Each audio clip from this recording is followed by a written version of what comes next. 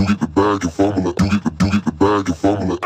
You get the bag and fumble it, I get the bag and flip it and tumble it. Straight off the lot, 300 cash, and the car came with a blood in it. Hey guys, Darsh here. Today we're taking a look at BlackBerry's newest flagship, and it being the Blackberry Motion. So without any further ado, let's get right into this review.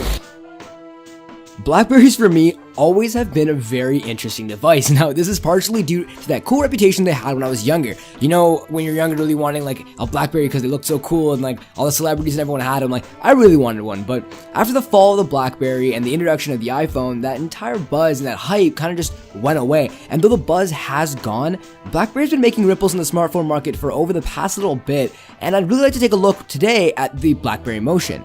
Moving into the first part of this review, looking at its design, it's a pretty decent looking phone. I don't think it's like, by any means super attractive. I don't think it's too bad, but I don't really say this lightly when I say it kind of looks like a brick. With the metal rails and the grippy rubber back and the heft in the hand, it feels great, but it doesn't really look super aesthetically pleasing, I guess. But one thing that really doesn't help with this is that large bezels that are featured in the front of the phone.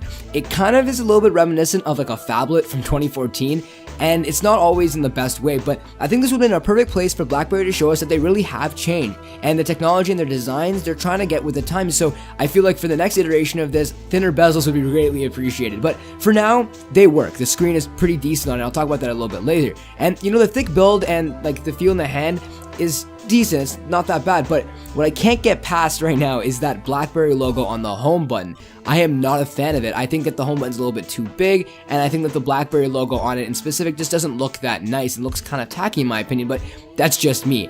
I kind of wish this phone resembled something more of the Key 1 in its cylindrical design and robust metal build and feel in its hand, but I feel like that's just something that has to be seen in the next iteration. Now, speaking of that logo, looking at some unique features on the phone, that fingerprint sensor is where that huge BlackBerry logo is, and it is quick and really responsive, so I give huge props to BlackBerry there. And the screen is a little bit of a letdown with an LCD panel, but in 2018, it isn't something that I would prefer, but it's still good nonetheless at 1080p, and it was pretty sharp and pretty accurate for the most part.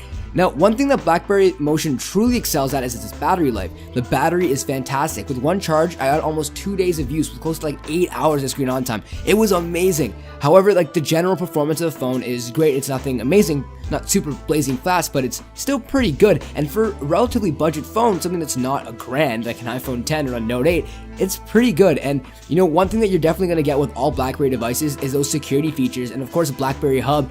And the BlackBerry Hub is probably one of my main reasons for me to buy this phone, just because I love it. I love being super well organized, and it's an amazing place and collection of everything that I need in my day-to-day. Now, there is a saying, the best camera is the one that you have in your pocket, and the BlackBerry Motion is nothing special. Let me explain.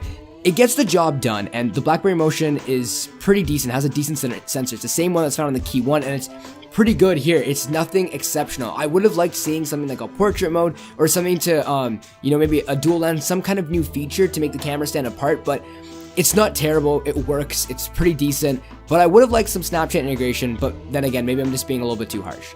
Now, the question lies, who is this phone really for, and how do we know the extent to which they actually would want one? Now, I would say this phone is for a business professional on a budget looking for a long-lasting battery life and some great privacy settings, and it's not a terrible phone at all, and for the price, it's actually pretty good. But for me, I see a lot more attractive alternatives in the market, especially if you're looking for a BlackBerry. I would personally prefer the Key 1, but that's just me. If you don't want that keyboard, that physical keyboard on the Key 1, and you do want a BlackBerry, the Motion is fantastic, and it's definitely a good buy if you're interested. But that's just my opinion. Alright everybody, thank you guys so much for watching. I really do hope that you guys did enjoy the video. If you guys did, please make sure to smash that like button. And if you guys want to give me any feedback, comment down below, share this video with your friends, and of course, subscribe. With that all being said, thank you guys all so much for watching one last time, and I'll see you guys all later. She gon' fuck up her bag. Pull up to the spot, living too fast, dropping it up in the stash. You get the bag and fumble it, I get the bag and flip it and tumble it. Straight off the lot, 300 cash, and the car came with a blood in it. She got ass, and she gon' fuck up her bag.